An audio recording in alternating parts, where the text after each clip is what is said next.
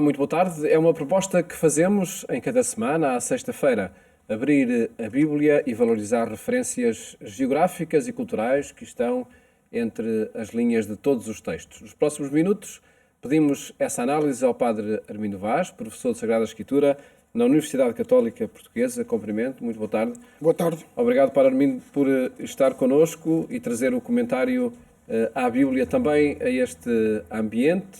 Ele todos os dias acontece em conferências, em aulas, etc., e no seu estudo, e agora também aqui neste programa. E vamos partir de imediato para a análise ao texto do Evangelho, que se escuta neste domingo. Antes da análise que fará, proponho que possamos ouvir o texto que vai ser lido nas Eucaristias deste domingo. Muito bem. Naquele tempo, Jesus dirigiu-se à sua terra e os discípulos acompanharam-no. Quando chegou o sábado, começou a ensinar na sinagoga. Os numerosos ouvintes estavam admirados e diziam: "De onde lhe vem tudo isto? Que sabedoria é esta que lhe foi dada e os prodigiosos milagres feitos por suas mãos? Não é ele o carpinteiro, filho de Maria, irmão de Tiago, de José, de Judas e de Simão? E não estão as suas irmãs aqui entre nós?" E ficavam perplexos a seu respeito. Jesus disse-lhes: "Um profeta só é desprezado na sua terra, entre os seus parentes e em sua casa." E não podia ali fazer qualquer milagre. Apenas curou alguns doentes, impondo-lhes as mãos. Estava admirado com a falta de fé daquela gente e percorria as aldeias dos arredores, ensinando. Padre Armindo, que aparição foi esta de Jesus na sinagoga e que provocação também constituiu? Foi uma aparição que gerou uma situação dramática, uma crise de fé que se centrava naquilo que era essencial relativamente à captação daquilo que era a pessoa de Jesus. Qual foi a situação gerada? Jesus veio à sua terra natal, Nazaré, entra na sinagoga, sábado, e fala com os seus conterrâneos. Gente que o conhecia muito bem. E põe-se a falar e eles notam uma coisa que era bem conhecida a respeito de Jesus, que ele realiza milagres, manifesta um poder que parece vir do divino e que não é próprio de um simples mortal, como parecia Jesus. Então, o que é isto? E então, por um lado, eles admiravam-se da realização, como diz o texto, de prodígios, milagres feitos pelas suas mãos. Mas quem se admirou? Os conterrâneos de Jesus, que estavam na sinagoga. Por um lado, admiravam-se, o que diz o texto. Por outro lado, no entanto, e aqui é que vem o drama, que aparece nesta tradução litúrgica, adoçado pela palavra, e ficavam perplexos a seu respeito. Quando, na realidade, o texto diz: escandalizaram-se. Escandalizam-te, isto é, eles viram em Jesus um tropeço, um obstáculo intransponível para a fé deles. Um obstáculo intransponível. É isto que significa em grego a palavra escândalo. Ele escandalizou-os, porque, por um lado, sim, deixava ver as maravilhas que realizava a favor das pessoas. Curava-as, libertava-as, tocava-as. Mas, por outro lado, eles viam que ele era... Então, nós não vemos bem, nós, que ele é o carpinteiro. É o filho de Maria, é o irmão de Tiago, de José, de Judas, de Simão e as suas irmãs. Nós conhecemos-las bem. Não tem nada de extraordinário. E vem ele aqui agora a sugerir que traz uma mensagem divina para nós. E então ficam a rejeitar a Jesus. Aqui, este encontro transforma-se logo num recontro que consiste na rejeição de Jesus por parte dos seus contemporâneos, dos seus conterrâneos, desculpe. O interessante aqui é que, geralmente, aqueles que rejeitavam Jesus eram os poderosos, os chefes políticos e religiosos, fariseus, que tinham alguma capacidade crítica na estrutura da sociedade civil e religiosa. Aqui não. Aqui quem aparece a rejeitar Jesus são os simples. É o povo simples que está na sinagoga a ouvi-lo. Ouvem e dizem, o que é isto? Há aqui uma contradição entre o que ouvimos por um lado, que ele faz milagres, e aquilo que nós sabemos por outro. Não cheira a Messias. Não cheira a Messias. Daí essa expressão que depois ele utiliza Jesus, um profeta nunca é bem recebido na sua terra. Que ele usa aqui, exatamente. Ou seja, ele já tinha percebido a rejeição por parte deles. Eles não o reconheciam como enviado de Deus. Passam a criticá-lo. E então, Jesus diz-lhes, um profeta só é desprezado na sua terra, claro. Não é reconhecido. E diz o texto, não pôde fazer ali milagres. Só curou algumas pessoas. Por causa dessa rejeição? Por causa dessa rejeição. Alguém poderia perguntar-nos, ele continuava o mesmo, continuava a ter poder para fazer milagres, por que é que não fazia mais milagres? Porque uma das componentes essenciais do milagre é a visão da fé que vê uma intervenção extraordinária de Deus a favor das pessoas, que beneficia as pessoas. Neste caso, o benefício era dado por Deus através de Jesus, através da mediação de Jesus. Quer isto dizer que o milagre depende também das pessoas que são beneficiadas Também por esse milagre? depende, sobretudo neste caso. Porquê? Porque Jesus só podia fazer passar a sua mensagem e realizar maravilhas naqueles que aceitavam essa maravilha. Só podia curar aqueles que o aceitassem. Só fazia milagres em favor daqueles que acreditassem nele. Se não acreditavam, não podia fazer o milagre. Porque aqui é que está uma coisa essencial no milagre. É que, mais do que adquirirem a fé por verem milagres, as pessoas veem milagres por terem fé. É o ter fé que dá capacidade para ver o milagre e, portanto, para ser beneficiário do milagre. Por isso o texto também anota que Jesus estava admirado com a falta de fé daquela gente. Exatamente. Precisamente por essa impossibilidade de acolher o milagre. Mas aqui é essencial, então, traduzirmos bem este e ficavam perplexos a seu respeito. Não eram simples perplexos. Claro que já era algo, mas é mais do que isso. Perplexos aparecem um pouco antes. Quando se diz aqui que ficavam admirados, aí é que se poderia traduzir por estavam perplexos. Isto é, interrogavam-se. Como é isto? Por um lado, vemos-lo fazer o bem, mas por outro lado, vemos que é um homem normal. Então, escandalizavam-se. Não sei como é que a nova tradução da Bíblia em português está... Está assim. Escandalizavam-se com ele. Vai ao original. Claro, escandalizavam-se com ele ou nele. Viam-no como motivo. Ora, veja lá, aqui o que temos é um grave problema da dificuldade de entrar no mistério de Jesus. Isto é o essencial deste breve trecho do Evangelho, que aqui é de Marcos, mas que também está presente em Mateus e que também está em Lucas. Lucas transforma esta situação, na sinagoga de Nazaré, no discurso programático de Jesus. Isto é, onde ele dá o programa para toda a sua mensagem ao longo de todo o seu ministério dos 3 anos. Desde logo, também aparece nesse discurso a rejeição de que Jesus vai ser objeto por parte dos seus conterrâneos e dos judeus ao longo do ministério, até ir para a cruz. Lucas coloca esta situação aí na sinagoga de Nazaré. Marcos não faz isso, nem Mateus, mas dão conta da situação, que é este drama. Como compreender que Jesus é um enviado de Deus?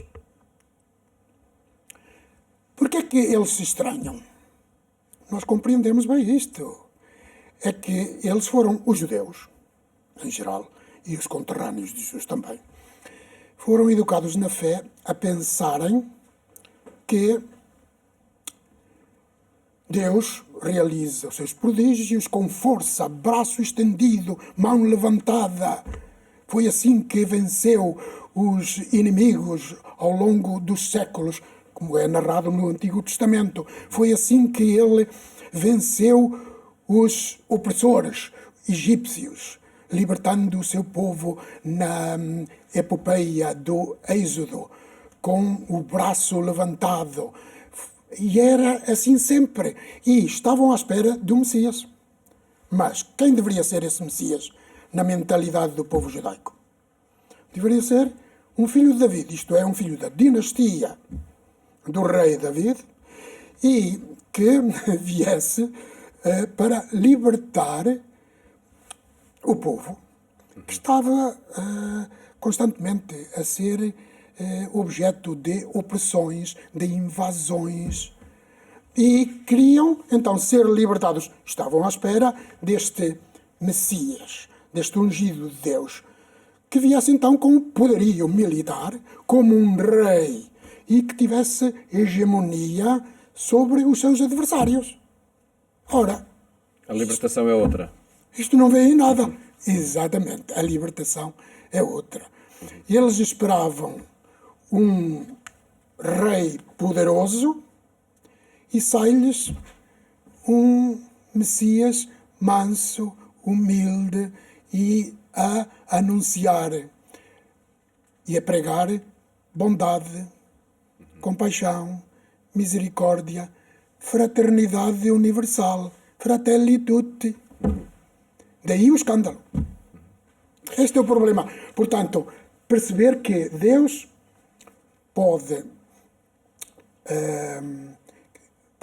e quis revelar-se plenamente no ser humano.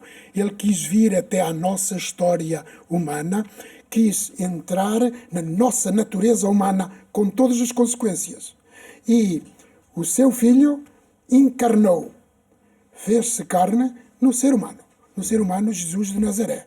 E é aí que nós temos que aprender a compreender também na Igreja que Deus se manifesta no humano, revela-se no humano, dá-se no humano através de situações humanas das mais simples que pode haver na história. Uma última referência ainda a este texto do Evangelho, que se escuta nas Eucaristias deste domingo, para essa expressão que muitas vezes se extrai do contexto em que é dita, um profeta nunca é bem recebido na sua terra. Enfim, acaba por ser quase um ditado popular, não é? Sim. Que força tem esta expressão no contexto judaico?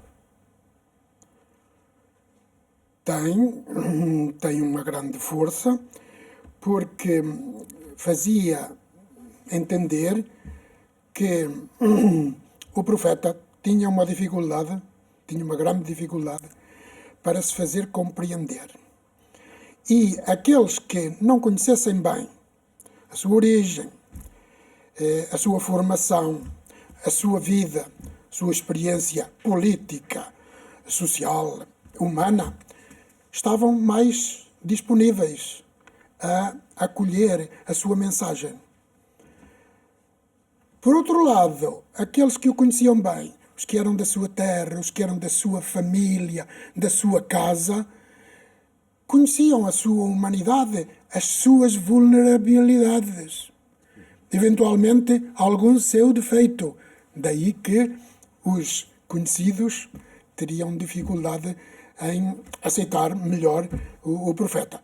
Mas a história de Deus com os humanos leva-nos, e nota-se isso ao longo de todo o Antigo Testamento, a sermos receptivos ao profeta enquanto homem de Deus. É assim que ele aparece. Sobretudo o profeta Ezequiel. E é precisamente... Mas é também um homem simples. E é precisamente essa a experiência que a primeira leitura apresenta. Exatamente. O livro de Ezequiel, eu te envio aos filhos de Israel, lá está, é uma situação também de envio, um povo rebelde, não é? Como diz o texto. Isso. Continuando então o nosso discurso. Sim. Aqui está essa dificuldade das pessoas em acolherem a mensagem do profeta.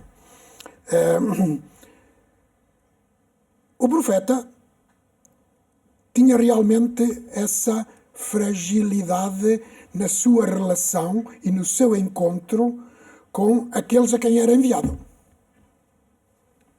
Era uma dificuldade da sua missão. A dificuldade estava aí, precisamente, que ele não tinha nenhuma credencial diante daqueles a quem se apresentava, senão a palavra de Deus. Senão dizer que ele traz para lhes anunciar a palavra de Deus. Que ele é portador, ele é embaixador da palavra de Deus. Ele é enviado para que escutem. E agora o resto depende deles. Depende da responsabilidade deles em quererem transformar a sua vida de acordo com a palavra de Deus anunciada pelo profeta ou continuarem no mesmo ritmo dos seus defeitos e das suas misérias de comportamento social e humano. Este é o problema, é o drama de Ezequiel. Ezequiel é um profeta do exílio. Ele vai para o exílio naquela vaga dos últimos exilados que vão para o exílio de Babilônia no ano 587-586 a.C., a partir do reino de Judá, com capital em Jerusalém. São, portanto, os judeus que são levados para o cativeiro com a entrada invasiva do imperador Nabucodonosor, de Babilônia, em Jerusalém. Arrasa Jerusalém, destrói toda a cidade capital, queima o templo e leva a fina flor da sociedade dos judeus para a Babilônia. Ezequiel, sacerdote, vai com os exilados. E então aí ele quer-lhes anunciar a palavra de Deus. E tem esta dificuldade em ser ouvido por eles. Este Deus é um Deus que quer ser ouvido. E ele foi ouvido pelo profeta. Eu estava a dizer que o profeta é uma pessoa vulnerável como tantos outros. É um ser humano. É a expressão que se usa em hebraico, Ben Adam. Ben Adam, cá está a palavra Adam que nós conhecemos desde o Gênesis, que significa filho de homem, isto é, ser humano. É um simples mortal. Tu, filho de homem, vai aos rebeldes do meu povo. Escutem-te ou não te escutem, anuncia-lhes a minha palavra. E este Deus, portanto, é um Deus que precisa, é um Deus que quer ser ouvido, mas precisa de ser ouvido. Esta é a vantagem, digamos, a diferença do profeta verdadeiro relativamente ao profeta falso, porque também havia. O profeta verdadeiro é aquele que escuta a palavra de Deus na meditação, na oração, na contemplação e que depois comunica aquilo que sentiu no seu interior. O profeta falso é aquele que fala das suas fantasias e por interesses próprios, políticos ou sociais. E vamos aproveitar o pouco tempo que temos ainda para um comentário à segunda leitura, a Carta de São Paulo aos Coríntios, porque está aí também uma outra experiência de quem é enviado, de quem é convidado a anunciar, para chegar a afirmar: quando sou fraco, então é que sou forte. isso. Paulo apresenta-se aqui a dois níveis, neste capítulo 12. Por um lado, nos versículos anteriores, ele tinha dito: eu tive uma experiência extraordinária. Eu fui até o terceiro céu, subi ao paraíso e aí estive a contemplar o mistério de Deus. Quase se poderia dizer em direto. É sempre através da fé. Há sempre uma mediação. Mas Paulo diz que subiu ao paraíso, o terceiro céu, como era próprio dizerem nos evangelhos, nos livros apócrifos judaicos, onde se falava muito do paraíso. Como também vai falar depois o Novo Testamento, e aqui, nomeadamente, mas também o evangelista Lucas subiu, por um lado, esta experiência divina, por outro lado, esta fraqueza, debilidade de Paulo, que diz que lhe foi enviado um anjo de Satanás. Está assim escrito, traduzido aqui na nossa Bíblia, um anjo de Satanás. As pessoas devem pensar quem é este Satanás. Este Satanás é a grecização, ou seja, a versão grega do hebraico Satan, que significa opositor, significa um adversário. É, portanto, o mal moral, é a hostilidade relativamente ao ser humano. Hostilidade que vem de outras pessoas. É o anteprojeto de Deus. É o mal moral. É o mal contra o ser humano e, portanto, contra Deus, que se opõe a Deus. Os exegetas interrogam-se: quem seria este enviado de Satanás? Alguns dizem que poderia ser uma doença. Eu duvido. Penso mais em situações humanas adversas, isto é, de adversários, que faziam rejeição relativamente à mensagem de Paulo, mensagem profética também é dele, e que o criticavam fortemente. Paulo realmente fala disso. Alegro-me nas minhas fraquezas, afrontas, adversidades, perseguições, angústias sofridas por amor de Cristo. É isto. E aí está a fortaleza. Aí está o tal Satanás, isto é, o adversário. E é aí que Paulo se manifesta forte. Nesta fraqueza, ele sente-se forte com a graça de Deus. E foi assim, com algum detalhe, no que o tempo nos permitiu, que o Padre Armindo Vaz comentou os 3 textos da Bíblia que se escuta nas Eucaristias deste domingo. Agradeço-lhe por isso. Com muito gosto. Por este comentário bíblico e exegeta aos 3 textos. Muito obrigado, Padre Armindo, por ter estado connosco. Boa tarde. Antes de terminar, lembro a nossa edição na rádio, na Antena 1, que de segunda a sexta-feira chega até si pelas 22h45. Fica esse convite e os votos de uma boa tarde, ótimo fim de semana. Até a próxima segunda-feira, se Deus quiser.